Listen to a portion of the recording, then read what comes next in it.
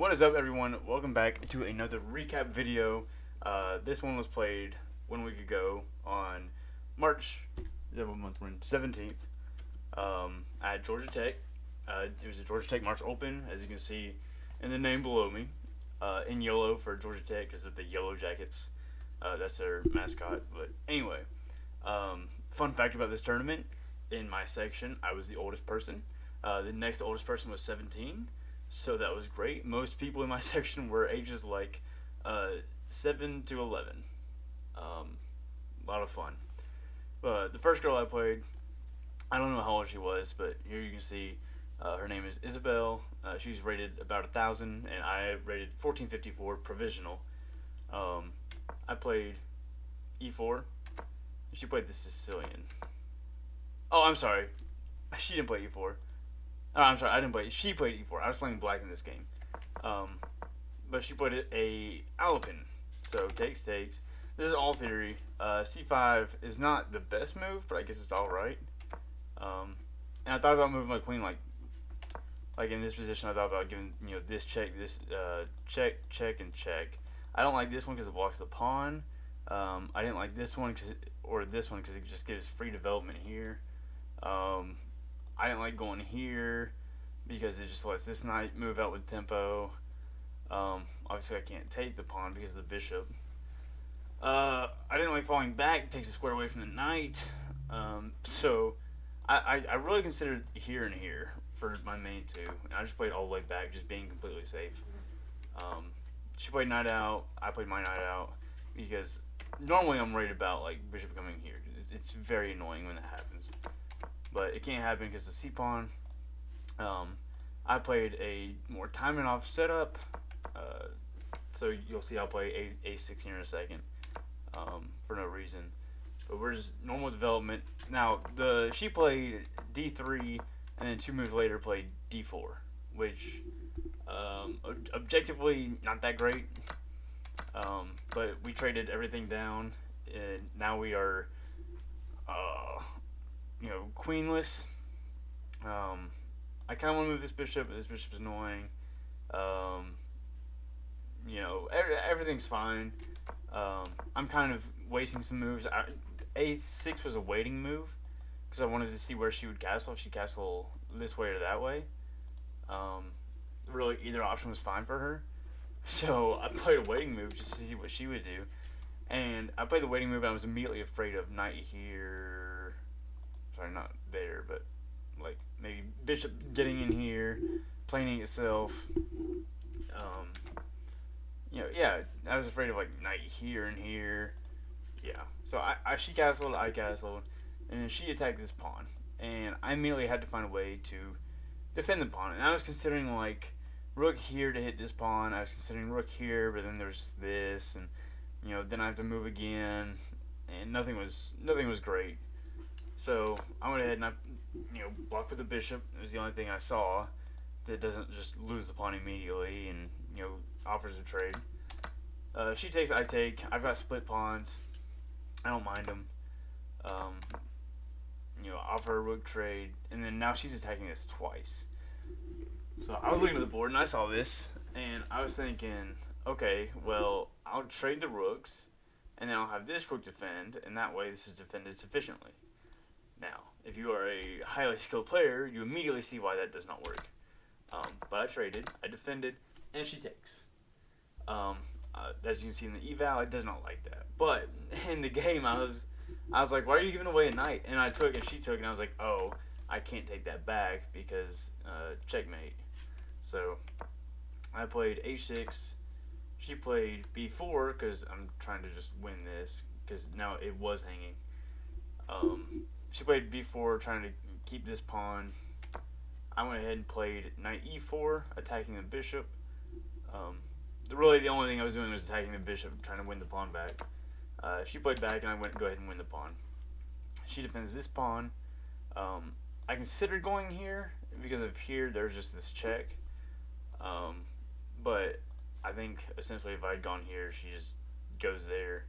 And sure, I win this pawn, but now I've got a knight sitting on c2 for what reason?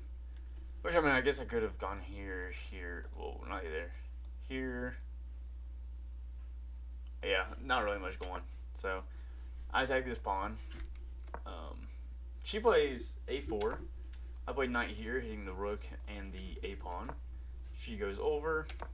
Um, I start pushing my pawns because I want this bishop to move. Not sure really where I wanted to go to, but I want it off of this square. I play g5. She plays king f1. I play f5 again. I'm using my majority, my 4-on-3 over here, to try to create some sort of attack. The rook is stuck defending, and the bishop is really just has nowhere good to go. She played g3. I played e5, preparing f4. She plays f4 first. And she did this, and I thought for a minute, and I thought to myself, I'm like, I really don't mind that. So I take, she takes, and I push. Now the bishop is really not great. My rook sees this. My knight still hitting the a pawn. So she plays bishop d4. I didn't mind this move. I immediately started thinking of places I could go, and there was only really, two. There was here, in which, I was looking at like this check, see if there was anything there. I didn't see anything. So I played knight d5, which hits two bishops. Eval calls it like dead even. But I'm hitting these two pawns. I don't know why I called them bishops. Knight hits these two pawns and that pawn. And she defends only one. And that is the h pawn. So I can take this pawn or this pawn. Of course, I have a majority over here, so I'm not worried about that pawn. It's not going to do anything. It's kind of stuck where it is. As far as this pawn goes, it's a 2-on-1. I don't like it. I get rid of the b pawn. She turns her bishop into a pawn. I didn't mind it. I go here. I'm threatening, rook down and then takes. She plays rook over. I play rook c4, threatening to win this and this. Sorry. Let me get back to it.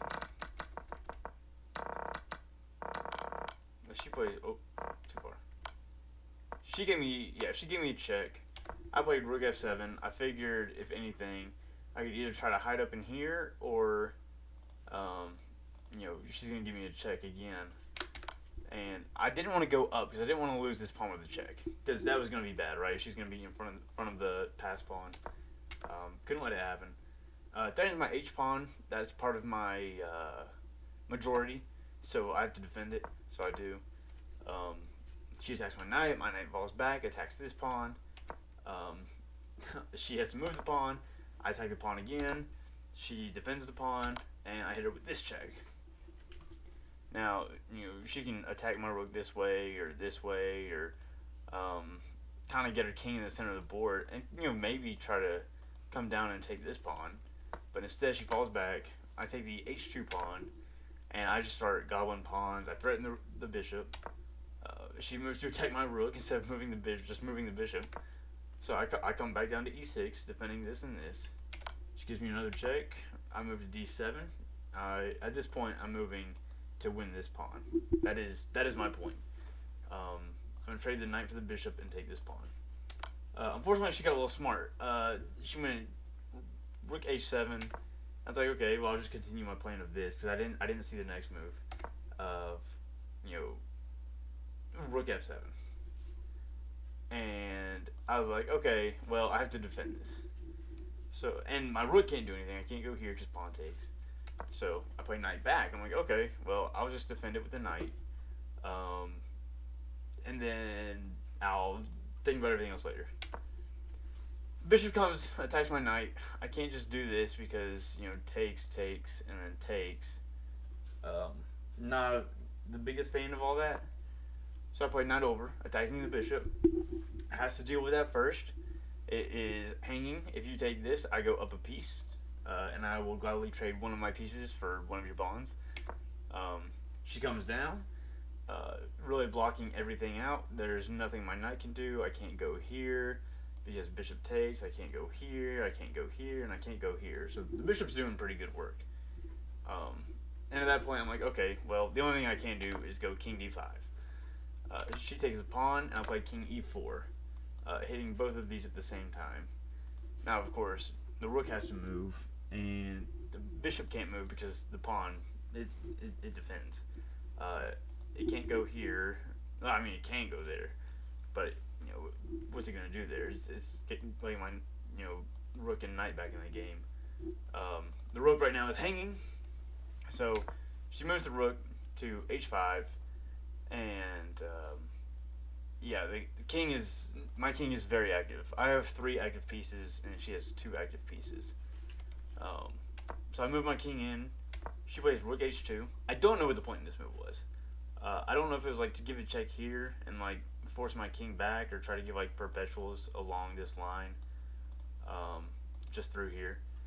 But I went ahead and played g3, knowing that she can't stay here, she can't go here, she can't go here because it's a fork. So she comes back down, and after I played the final move, rook c6, she resigned. She took a minute, and she like went to touch her king, and she has to move it here. But after I go here, I mean, it's trapped. The rook can't go anywhere. If it goes here, I give this check. She can attack it, and I go here. I just, as you can see on the evals, main 11. If the pawn ever moves, I just take it. She can have that. It's not gonna matter. Rook and knight versus bishop and a single pawn. I think we all know where that's gonna go. Anything I do, pretty much, it's game over for her. And I heard her tell her dad after the game. She's like, I don't know what happened. I lost one pawn, and then I lost another pawn, and I mean, I felt bad, but it was an earned win.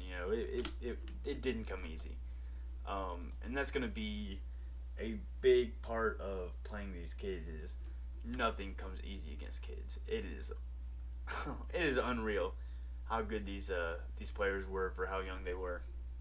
But kudos to her, and I hope she does well in the future. Of course, she's younger, and then next round I played her brother. So we'll see you for that one.